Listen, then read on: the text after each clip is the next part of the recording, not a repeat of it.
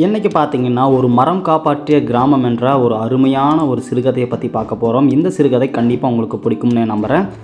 அது மட்டும் இல்லாமல் நம்ம சேனலை நீங்கள் இன்னும் சப்ஸ்கிரைப் பண்ணாமல் இருந்தீங்கன்னா உடனடியாக சப்ஸ்கிரைப் பண்ணுங்கள். ஒரு ஊரில் பார்த்தீங்கன்னா ஒரு அழகான பழமையான ஒரு மரம் இருந்திருக்கு. அந்த மரம் பார்த்தீங்கன்னா அந்த கிராமத்தில் இருக்கிற மக்களுக்கு எல்லாமே ஒரு முக்கியமான ஒரு மரமாகவே அந்த மரம் அமைஞ்சிருக்கு. எப்போ பார்த்தாலுமே அந்த மரத்தில் பார்த்தீங்கன்னா மக்கள் சூழ்ந்திருப்பாங்கன்னே சொல்லலாம். அதுலேயும் குறிப்பாக பார்த்தீங்கன்னா சின்ன சின்ன குழந்தைகள் அந்த மரத்தை சுற்றி விளையாடுவாங்க. வயசான பெரியவங்கள்லாம் பார்த்தீங்கன்னா அந்த மரத்துக்கடியில் அமர்ந்திருப்பாங்க. அதுக்கப்புறம் பார்த்தீங்கன்னா ஒரு நாள் ஒரு பணக்காரர் பார்த்தீங்கன்னா அந்த மரத்தை வெட்டினா உங்களுக்கு பல ரூபாய் காசு தர அப்படின்னு சொல்லி அந்த மக்களுக்கு பார்த்தீங்கன்னா அவர் சொல்கிறாரு. அந்த மக்களும் பார்த்தீங்கன்னா அதுக்கெல்லாம் ஆகாதுன்ற முறையில் அவங்களும் சொல்கிறாங்க. அதுக்கப்புறம் கொஞ்ச நாள் கழித்து பார்த்தீங்கன்னா ஒரு பெரிய மழை வருது. அந்த பெரிய மலையில் பார்த்தீங்கன்னா கிராமத்தில் இருக்கிற மக்கள் எல்லாருமே ரொம்ப கஷ்டப்படுறாங்க. அதுலேயும் குறிப்பாக பார்த்தீங்கன்னா அங்கே இருக்கிற வீடுகள் எல்லாமே கொஞ்சம் கொஞ்சம் சேதமாகுது.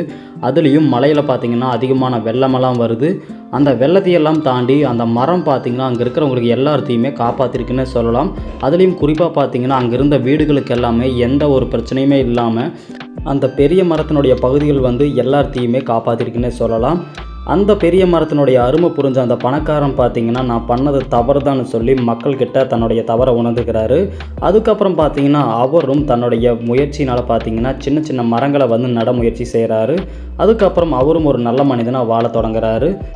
சரி, நமக்கு இந்த கதையின் மூலிமா என்ன கருத்து கிடச்சிருக்குன்னு பார்த்தீங்கன்னா, மரங்களை பாதுகாப்பதே நம்மளுடைய வாழ்க்கையில் முக்கியமான ஒன்றுன்னு சொல்கிறாங்க. மரங்களை பாதுகாத்தா அது கண்டிப்பாக நம்மளை பாதுகாக்கின்றத ஒரு பழமொழின்னே சொல்லலாம்.